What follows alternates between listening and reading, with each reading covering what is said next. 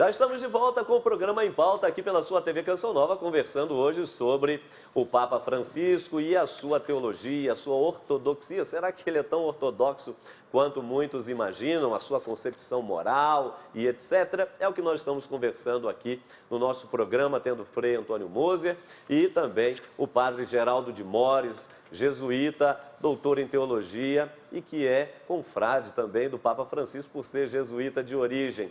Aqui no segundo bloco, direto da nossa estante, alguma indicação, claro, para você que está nos acompanhando. Olha aqui, esse DVD, são muitos os DVDs que já saíram a respeito do Papa Francisco, mas este daqui é uma edição especial para você que está nos acompanhando. Papa Francisco, bonito é isso, o Papa de todos. Olha aí, ó, para você.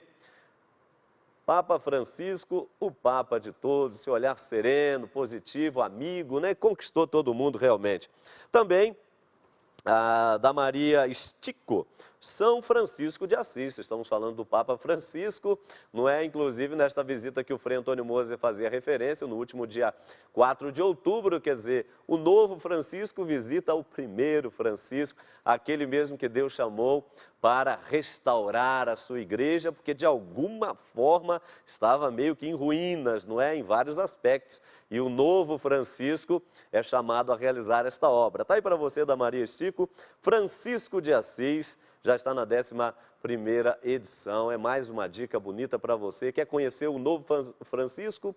Veja como era o antigo, para perceber se as coisas são similares, se a visão de vida, de mundo, de igreja, enfim, é compatível. Tá ok? Aqui são algumas dicas para você. Também essa belíssima coleção é um tratado de cristologia extraordinário, não resta a menor dúvida, do nosso agora emérito Papa Bento XVI. O primeiro livro deles, não é? Jesus de Nazaré. O segundo, Jesus de Nazaré, da entrada em Jerusalém até a ressurreição. E, claro, não podia faltar, para que a obra ficasse completa, não é? A infância de Jesus, uma obra magnífica aí à disposição de todos, do nosso agora emérito Papa Bento XVI. Tudo isso você acessa o endereço que está na sua tela, adquire esse material e continua a reflexão aí na sua casa, tá ok? Lembrando que você pode acessar também o nosso blog, blog.cançãonova.com.br, e ali você tem acesso às atividades que realizamos aqui nesta frente de missão evangelizadora da Canção Nova em Belo Horizonte, além, claro, de ter acesso ao nosso programa Em Pauta, pois após a exibição na televisão, você já pode conferir lá o programa Em Pauta no nosso blog, tá ok?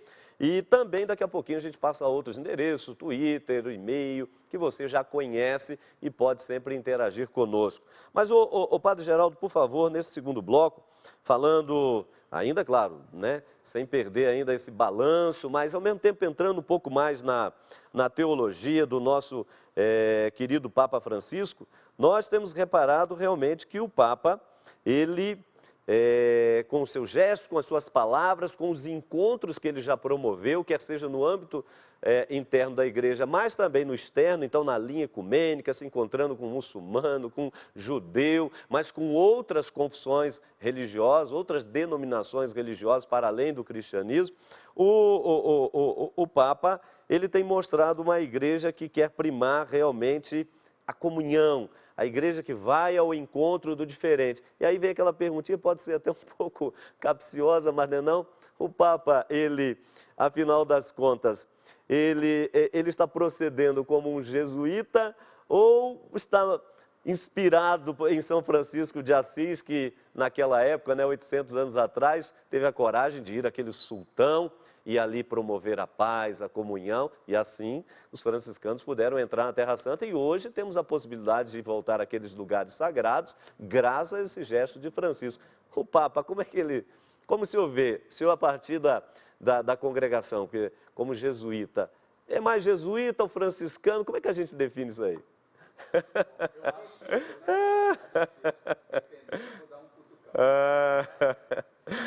Eu acho que nas coisas que ele fala, o jeito, eu acho que é muito jesuíta. Uhum. Né? E se a gente for pensar bem, a Companhia de Jesus, depois do Concílio Vaticano II, ela apresentou, né, como uma espécie de releitura, através do padre Pedro Arrupe, que foi o superior-geral de então, uma releitura da própria fonte da congregação, né, tanto das constituições quanto da espiritualidade, né? Naquele esforço de volta às fontes, que é próprio do Concílio Vaticano II. Então, promoveu uma espécie de releitura do carisma da congregação, e essa releitura foi, sobretudo, na congregação geral, né, que é o capítulo geral dos jesuítas, que aconteceu nos anos 70, onde retraduziu o carisma da companhia, que era o anúncio da fé, no seguinte binômio, né, anúncio da fé e promoção da justiça. Depois, as congregações posteriores, elas desdobraram ainda mais esse binômio, colocando a importância que tem para a missão dos jesuítas o diálogo com as outras religiões e as outras culturas, e também toda uma preocupação com as questões, não só as questões, digamos assim, da justiça, as questões da injustiça no mundo e a questão da justiça, mas toda a questão do diálogo. Então aí a gente percebe que o Papa, que foi jesuíta, que foi provincial, que foi tudo, né, lá na Argentina, claro, ele bebeu desses documentos, né? E, por exemplo, a última entrevista que ele deu nessa revista Atividade Católica, sim, você vê que todas as principais referências dele são referências relacionadas à espiritualidade, dos exercícios espirituais de Santo Inácio, claro, aos textos, esses textos das congregações gerais dos jesuítas,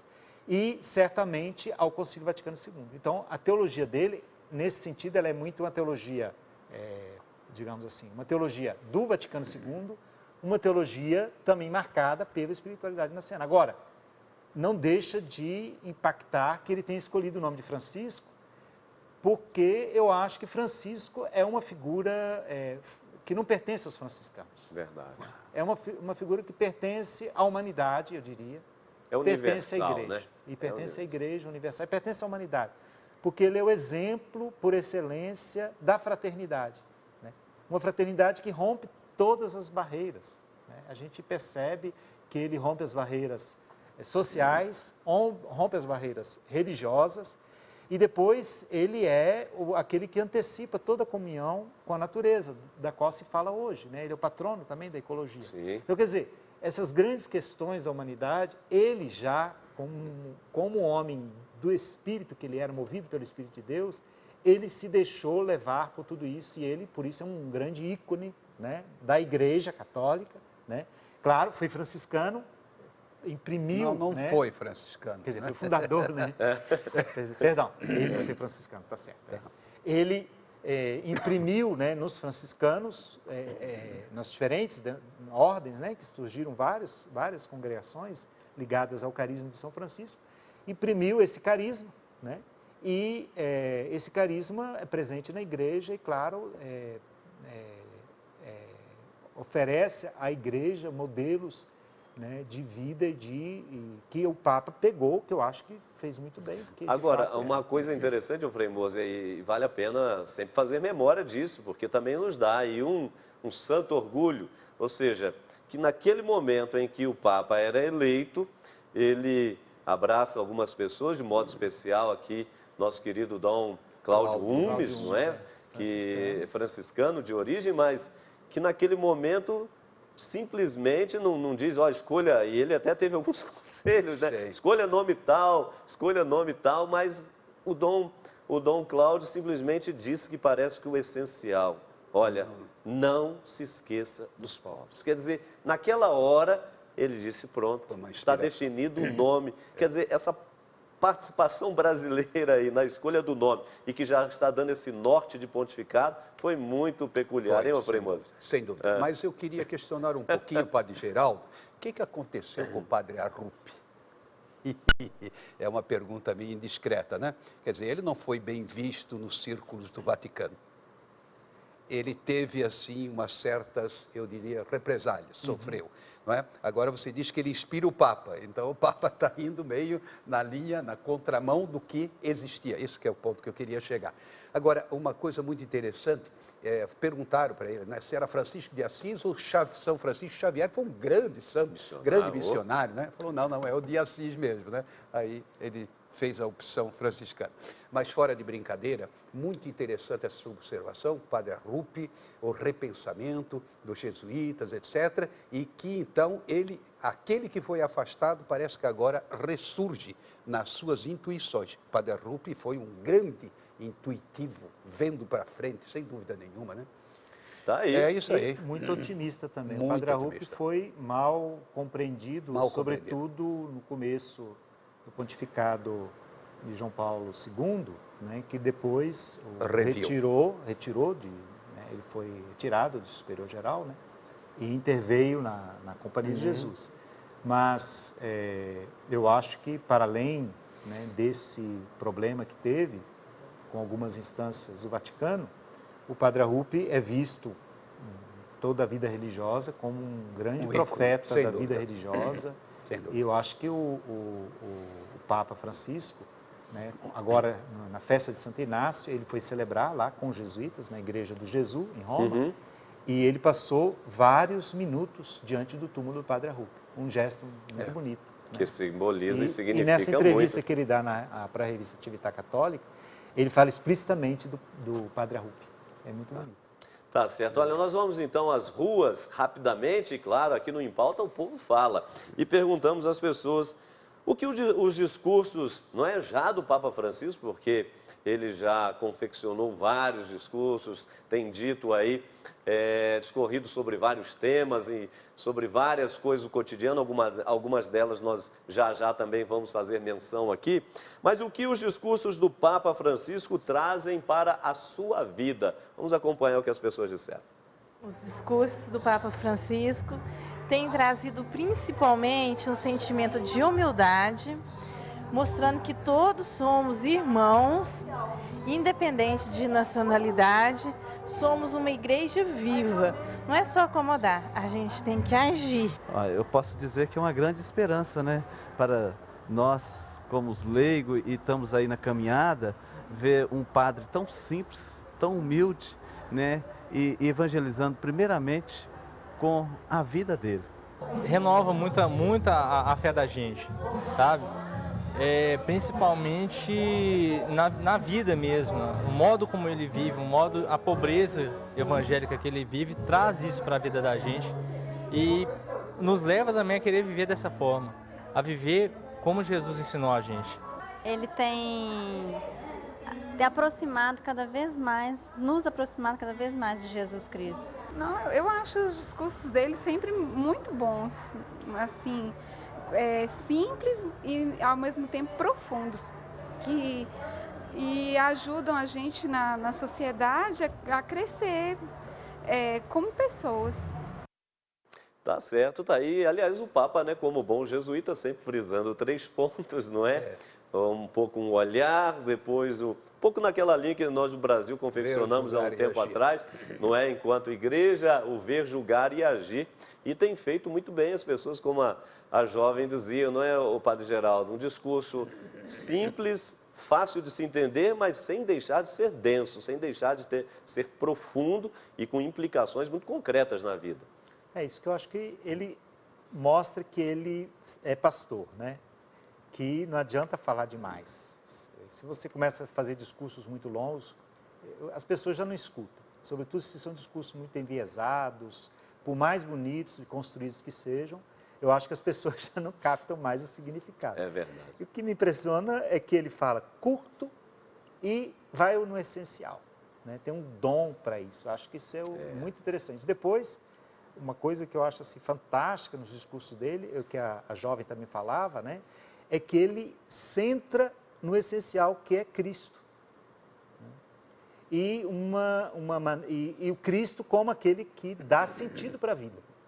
Que eu acho que é isso que falta às vezes. E que, aliás, o Frei Moser, isso tem feito parte justamente dos seus discursos. Nós estamos falando aqui de discurso, portanto, de teologia, ou seja, a sua cristologia, a sua eclesiologia, a sua teologia moral, porque, por exemplo, os discursos últimos, sobretudo quando o Papa, por exemplo, após a Jornada Mundial da Juventude, no retorno para Roma, já na entrevista que ele deu aqui no Brasil, que normalmente o Papa não dá esse tipo de entrevista, normalmente o Papa faz colocações, não é discurso, mas deu uma entrevista entrevista, causou ciúme muita gente, mas deu entrevista. Depois no avião, o que é normal, não é? Os jornalistas sempre o interrogam e ele ficou ali 1h30 falando, que normalmente os outros papas não faziam.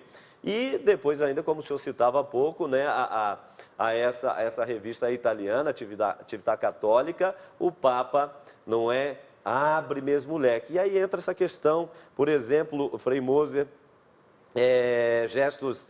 acenos muito significativos na questão dos gays, em direção aos divorciados, ao aborto, ao papel das mulheres na igreja, mas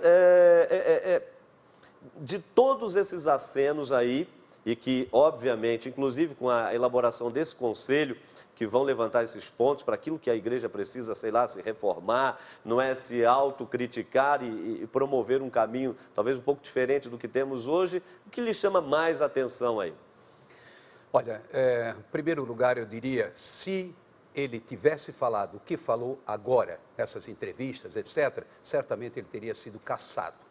Não tenho dúvida nenhuma, não é? Tantos foram cassados, foram, digamos assim, mal compreendidos e suspensos do ensino e assim por diante. Agora, ele consegue fazer com que ninguém tire conclusão. Liberou geral, agora vale tudo. Não. Ou, então, está mudando tudo. E aí tem os escandalizados, tem muita gente se remexendo até no túmulo, né? Porque imagina, ele diz, não, quem sou eu para julgar os gays? Não significa que aprova, ele diz, olha, eu quero apresentar uma agenda positiva, gostei muito. E não vamos agora ficar aí remoendo o que já foi dito, eu assumo, eu sou da igreja. Então ele é muito feliz nesse sentido. Ele não libera geral, eu diria, ele faz uma abordagem teológico-pastoral. Agora, ninguém espere que ele mude a doutrina. Deus é Deus, Cristo é Cristo, Deus e homem, não é? Quer dizer, ninguém espere por isso. Ou então, não, agora vale tudo, não é? Ou terceiro, quarto, quinto casamento, isso vai valer tudo. Não é por aí.